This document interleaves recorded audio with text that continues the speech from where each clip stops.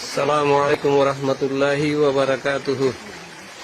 ফারুকিয়া ইসলামিয়া মাদ্রাসা এখন পানির নিচে, নিচতলায় অনেক পানি, পাকের ঘর পানির নিচে, রান্না করা কঠিন হয়ে যাচ্ছে।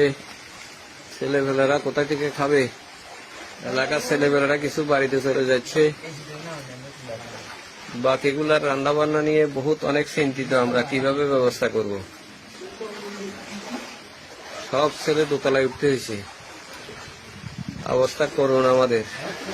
আপনাদের সবার কাছে দোয়া প্রার্থী, সহযোগিতা প্রার্থী। আসসালামু আলাইকুম রহমতুল্লাহি ওয়া বারাকাতুহু।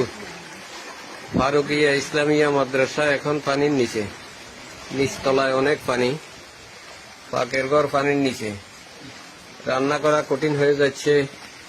ছেলেবেলারা কোথা থেকে খাবে?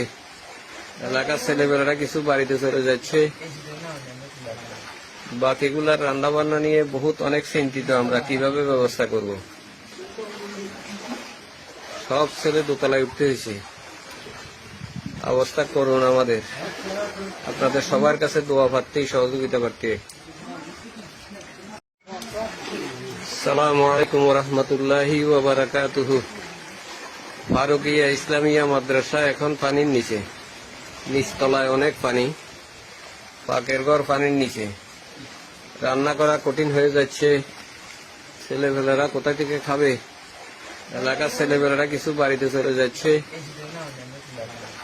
বাকিগুলার রান্না বান্না নিয়ে অনেক চিন্তিত আমরা, কিভাবে ব্যবস্থা করব। সব ছেলে দোতলায় উঠতে হয়েছে, অবস্থা করুন আমাদের।